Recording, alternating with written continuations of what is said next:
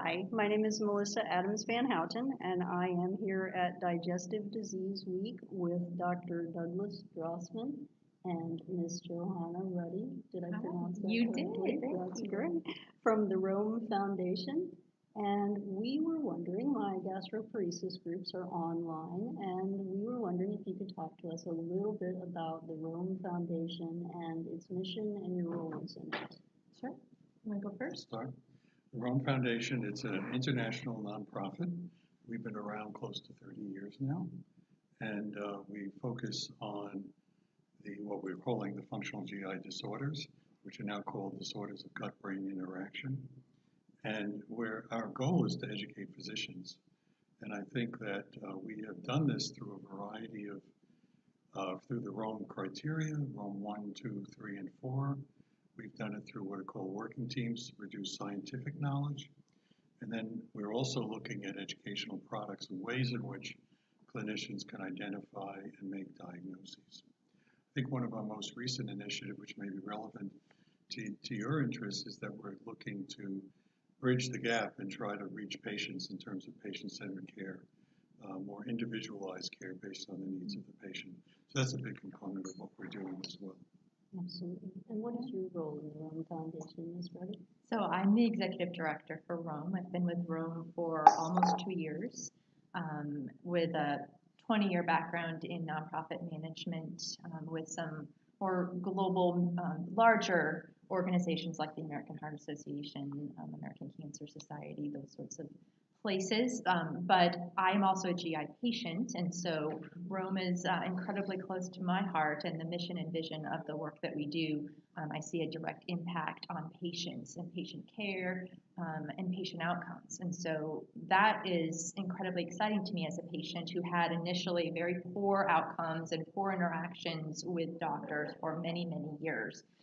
So the idea that we're able to educate clinicians to not just diagnose and treat patients better and more effectively, but also teaching them how to communicate with patients more effectively is really important and really close to my heart, and something that I love working with this guy on because he's such a huge,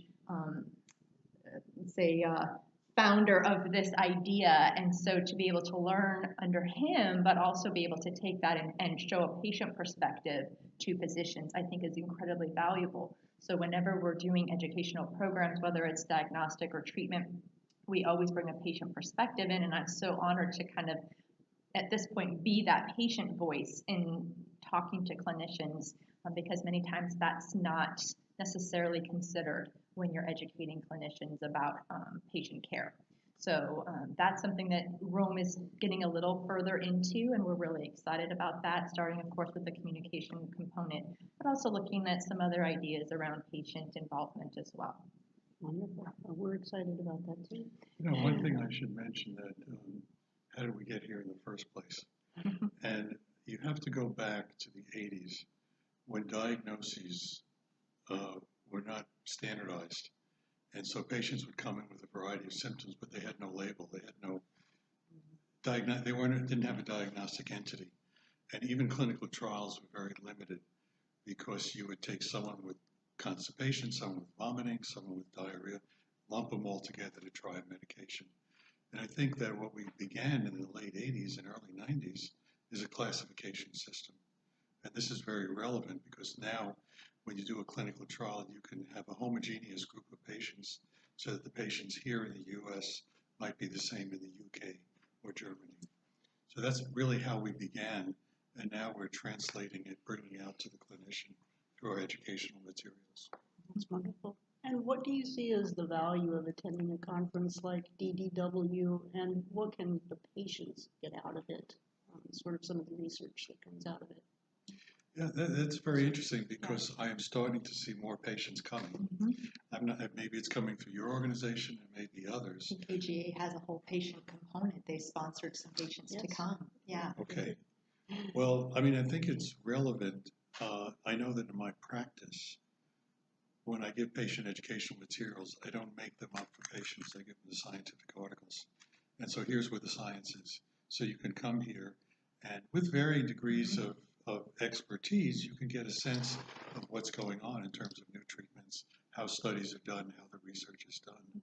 So I think that's real value for patients. Yeah, I agree. And I think that many times clinicians try to, and it's not every patient that can digest a scientific article, right, about their disorder. So some of the brochures and pamphlets that are designed for patients, I kind of call it dumbing it down a little bit so that it's easy to digest and understand for the average patient. But there are a large population of us who want the more in-depth scientific information because that it directly is affecting our quality of life and our symptom severities. And so I love that Doug does that. He makes it very understandable, but then he gives you these more academic scientific articles to take and read on your own and do your own kind of deep dive into, which I think is really helpful. And what we're finding when we do our Facebook Live post is that when Doug shows those diagrams and those images, and he uses, I think you were like, is that too scientific? I'm not sure.